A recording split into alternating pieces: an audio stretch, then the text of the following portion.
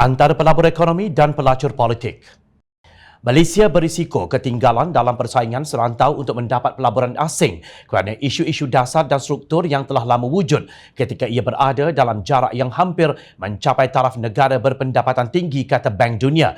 Persidangan Pertubuhan Bangsa-Bangsa Bersatu mengenai perdagangan dan pembangunan UNCTAD dalam laporan Januari mengatakan pelaburan langsung asing FDI di Malaysia jatuh 68% tahun lalu, kadar terburuk di Asia Tenggara.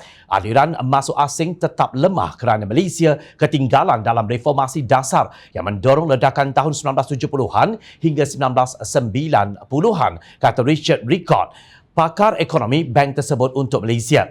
Dasar dan alat serta pendekatan yang berfungsi dengan baik pada masa lalu mungkin bukan alat dan pendekatan yang sama yang diperlukan di masa depan, kata Rickard seperti dipetik Reuters. Beliau berkata terdapat ketidakpastian mengenai visi Malaysia dan apa yang dapat ditawarkan kepada pelabur berbanding dengan jiran-jiran di rantau ini. Pada tahun lalu, Malaysia mengalami prestasi ekonomi terburuk sejak krisis keuangan Asia apabila menyusut sebanyak 5.6%, sebahagian besarnya berpunca daripada pandemik COVID-19.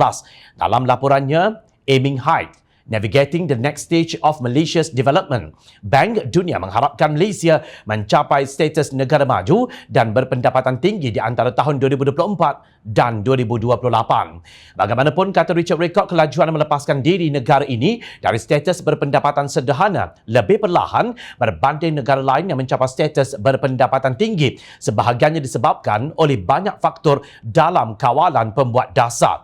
Ekonomi Malaysia tumbuh rata-rata 4% setiap tahun dalam dekad yang lalu. Ini penurunan yang ketara berbanding dengan pertumbuhan tahunan 900 dari tahun 1967 hingga 1997 menurut laporan itu.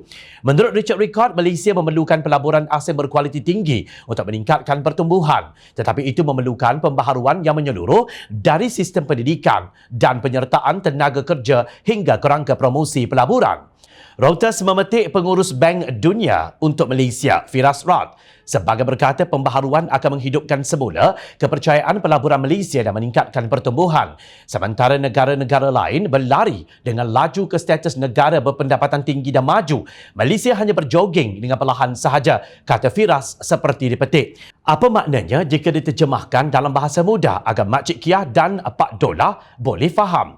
Pertumbuhan ekonomi Malaysia amat rendah sejak lebih 10 tahun yang lalu.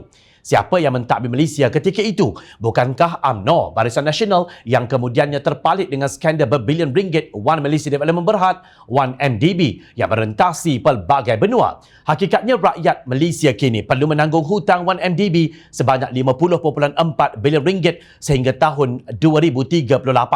Tiba-tiba pemimpin Perikatan Nasional seperti Tan Sri Anwar Musa berteriak kononnya mahu menyelamatkan negara daripada kebobrokan pentadbiran Pakatan Harapan selama 22 bulan. Sementara itu, Menteri Perdagangan Antarabangsa dan Industri Datuk Seri Azmin Ali hanya mampu menyalahkan COVID-19. Beliau dalam wawancara bersama Sinar Harian baru-baru ini mendakwa kerajaan terpaksa menyuntik sebanyak 320 bilion ringgit untuk memulihkan dan mencerdaskan semula ekonomi.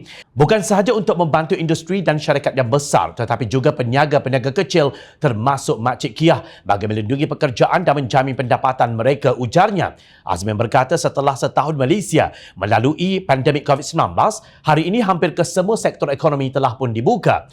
Jadi inilah kejayaan kita dalam tempoh setahun ini, tegasnya. Kebebalan apakah ini? Bank Dunia menyarankan Malaysia perlu reformasi atau perubahan struktur, bukan tambahan ahli kabinet sehingga menjadi 70 orang dan 3 duta khas Perdana Menteri berstatus menteri yang langsung tidak bekerja.